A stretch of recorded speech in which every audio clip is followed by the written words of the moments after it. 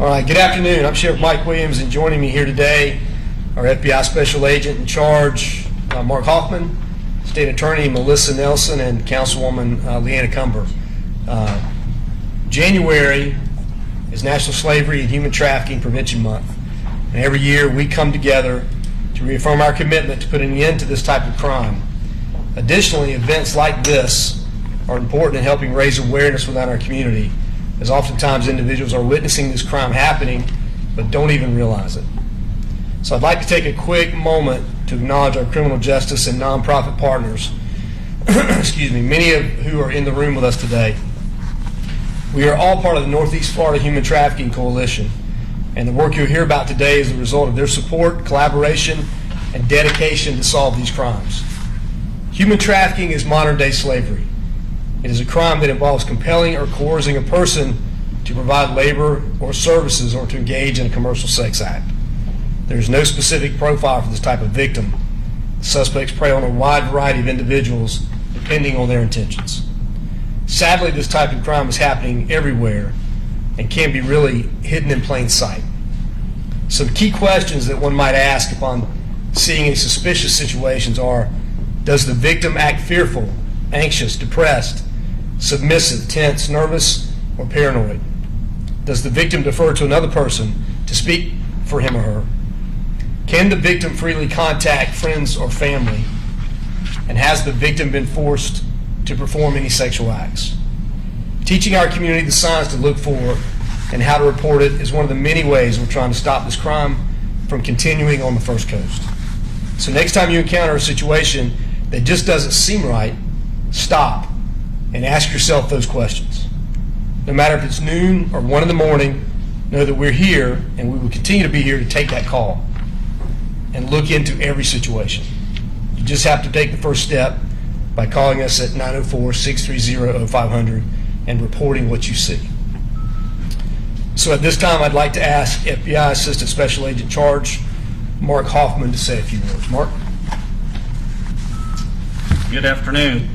Thank you, Sheriff Williams, for hosting us today, and thanks to all our partners for your efforts to stop human trafficking, not just this month, but throughout the year. I'm Mark Hoffman, Assistant Special Agent of the FBI Jacksonville Criminal Branch, and I oversee human trafficking matters for the FBI in North Florida. Human trafficking is best described as modern-day slavery. As I speak with you today, thousands of innocent victims right here in the heart of the free world are being bought, sold, and exploited by criminals.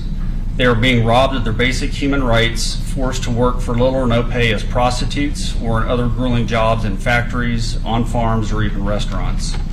Their traffickers may seem kind to them at first, even generous, promising good pay or romance. But now these victims are living lives of misery, trying to pay off mounting debts or even pay for basic needs such as food, shelter, and transportation. If they do not do as their traffickers order, the consequence could be severe and they could face horrible beatings or even be starved. Human trafficking is a heinous crime, and unfortunately it is happening in communities of all sizes in every state across our country. Right now, special agents in all 56 field offices in the U.S. are working to stop this monstrous crime. The FBI leads 86 child exploitation and human trafficking task forces around the nation, and collectively have more than 1,800 open investigations. All in all, the FBI Jacksonville territory, which encompasses 40 Florida counties, our efforts are paying off. In one case, we recovered and identified 21 women who were forced into prostitution at massage parlors located in Florida, Virginia, and Pennsylvania. The subject, who we arrested in Pensacola, pled guilty and was ordered to pay more than $128,000 and is currently awaiting his final sentencing. We also recently conducted 3 joint operations with our local partners despite challenges of COVID-19, and during those, we arrested 3 individuals and located 15 potential victims who are now receiving support from our victim specialists. Unfortunately, the number of human trafficking cases that the FBI works increases nearly every year.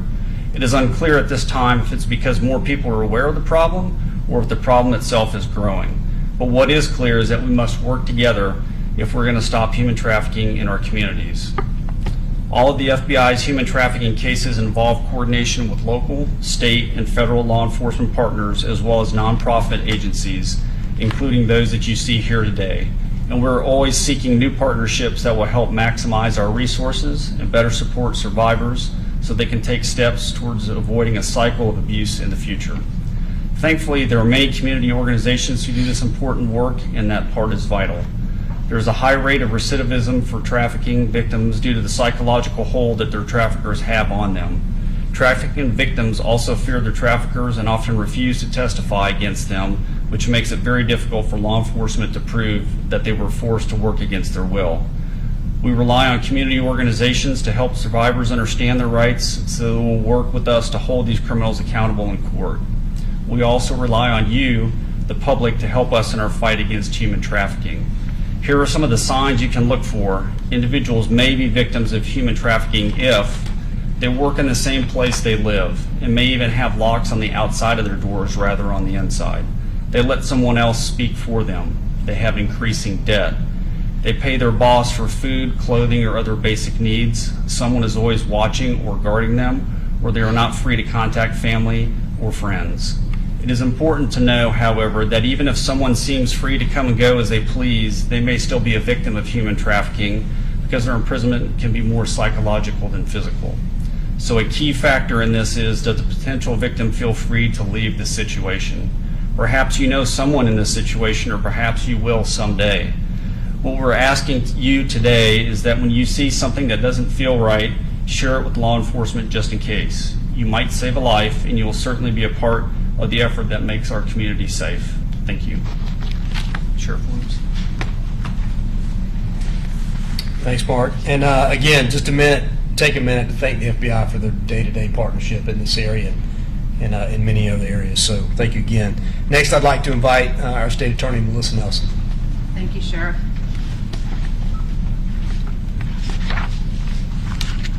This annual awareness event remains important both to educate our community so we can identify human trafficking and its signs, and to acknowledge the folks who dedicate their energy and talents to eliminating this awful but very real scourge. The Department of Defense human trafficking statistics are indeed sobering. 1 in 6 runaways reported in the United States are likely to become sex trafficking victims. 4.5 million people worldwide are victims of forced sexual exploitation, and $99 billion is made annually from sex trafficking. And our city is not immune from this issue. We are, however, very fortunate to have heroes in this community who work together to fight this problem, expose its ugliness, rescue its victims, and help them as they transition to survivor. And to those of you here today who do this work, thank you. Like law enforcement and so many of you in attendance, the State Attorney's Office also has a role in this fight. 5 years ago at this very news conference, I announced changes in how the State Attorney's Office would approach human trafficking. Today, we have a single prosecutor dedicated to these cases. She's cross-sworn as a federal prosecutor, so we can utilize the best forum for achieving justice. We established a human rights division under which these cases are now prosecuted, and we created a coinciding hotline to call with tips on suspected rights violations. Since that first press conference 5 years ago, our human trafficking team has been recognized nationally for their success, and they've been invited to teach human trafficking training across the country to different police departments. We've also changed the way we view victims of human trafficking who end up in our system as defendants. We see their value and dignity despite their circumstances. And we've changed the way we treat them in the criminal justice system, pairing them with services and utilizing our treatment courts. And lastly, we hold the traffickers to account through prosecution. 5 years ago, we had 0 pending cases in state court. Currently, we have 8 cases pending against human traffickers. I echo what my colleagues have said in their calls for the community to remain vigilant and look for the signs of human trafficking. If you see something, say something. Thank you, Sheriff. Great, thank you.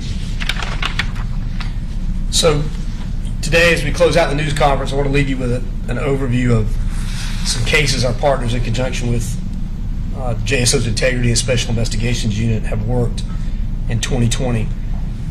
35 victims were identified and or rescued. Of those, 8 were juveniles. There were 27 human trafficking and related arrests, and 2 of those are pending federal indictments. So these cases highlight what can be accomplished with effective investigations and prosecution. But as with all crime, our continued education of the public and emphasizing the need for our community to call us with their tips and suspicions is the key. So remember, it doesn't matter what time of day, we're always here to help.